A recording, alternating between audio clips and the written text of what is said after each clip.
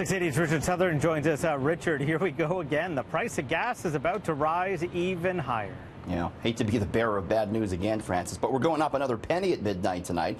That's going to bring the average price for gas here in the GTA to $1.49, just 1.1 cents away from a record high.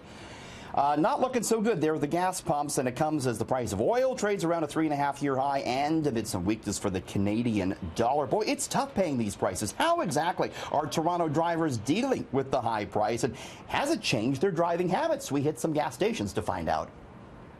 Have you changed your habits? Not really, but I have to get some gas because we have to travel, you see. I have to go and see my son, Farrow and Pickering. Every week I go twice or 3 times, up and down, up and down. Oh boy, really, it's killing me. Not really, because I don't drive that much, and I just, I just do it because it's convenient, and, and it's not going to make a huge difference for me, but I imagine for some people it might. I want to change it, so hyper something car. We can be glad, though, Francis, we're not in Montreal, where the price tonight is going up to $1.51 a liter. Gas is expensive everywhere across North America. Even if you're driving down to the States, you're going to find elevated prices right now. Still a deal, though, compared to our prices, I'm sure. Absolutely. So Tim Hortons has taken yet another hit in another reputation ranking. Yeah, that's right. It has fallen from 13th spot to 67th spot in a reputation ranking by the Reputation Institute. There was a similar poll out last month that showed Tim Hortons' reputation sliding as well. It all follows a big public spat between Tim Hortons' parent company and a disgruntled group of franchise owners. This is the a poll I had up on my Twitter today, Francis, asking if your opinion of Tim Hortons has changed, and indeed leading the way is by 57% is people saying yes. I have a worse opinion of Tim Hortons now than I used to. Of course, that's my very unscientific poll. We have seen stock, though, in Tim Hortons move lower amid this hubbub between the franchise group and the head office. So the federal government has just passed a bill that will change airline and railway ownership limits. Yeah, this could have some pretty big implications. So it means that the foreign ownership limit for airlines like WestJet or for Air Canada is going to rise to 49% from the current 25%. So we could see more foreign ownership come in, could result maybe in more low-cost airlines starting up. It's also going to raise the ownership limit for CN Rail to 25% from the current 15%.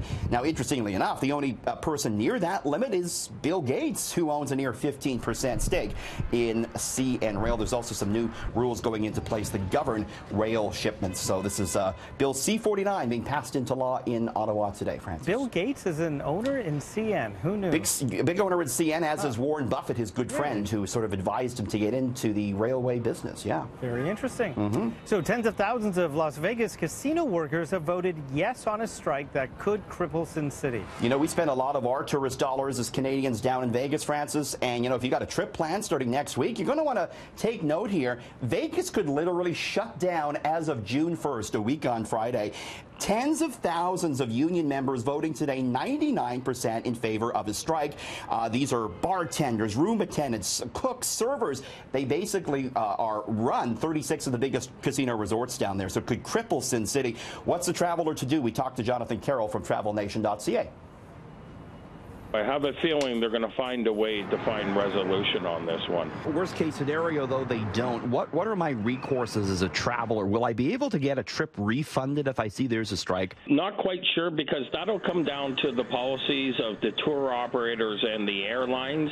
And as we've seen over the last several years, both the airlines and tour operators, when we've seen, an act of God or a hurricane or anything that's happened that way, they've been very proactive. When we get into a labor dispute, I'm not sure what the policies and procedures are going to be on that one, and how they're going to deal with it. Francis, looking for more job security and higher wages could be a big story there next week. Got to read the fine print on your tickets, right, to see what you're covered for. You certainly do. It's luckily a lot of those Vegas hotels aren't too expensive, but certainly some of the luxury ones are, so got to pay attention to that, yeah. Well, this could get awkward. Instagram has added a mute button. So yeah, it could be useful in some ways. So basically, this will allow. Like what, Richard? For what? Like, you know, if you don't want to see Francis's picture of his breakfast that he posts every morning. I'm kidding. You're not on there, are you, Francis? You're not. No, I'm a ghost on there. Actually, I am, but I'm not present. You're an Instagram creeper, are you? Is that what it is? No.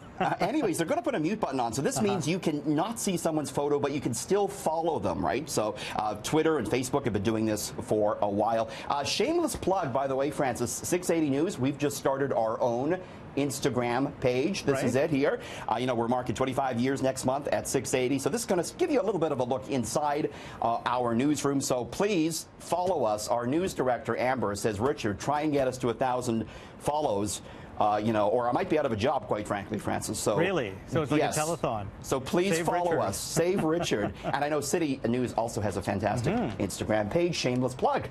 Yeah, I have one. I've never used it. That's why I'm a ghost. Well, I'm going to start using it. Would you follow 680 for us too, please? I will. Okay, thank absolutely. You. Thank okay. You. A rare bottle of whiskey has sold for a record price.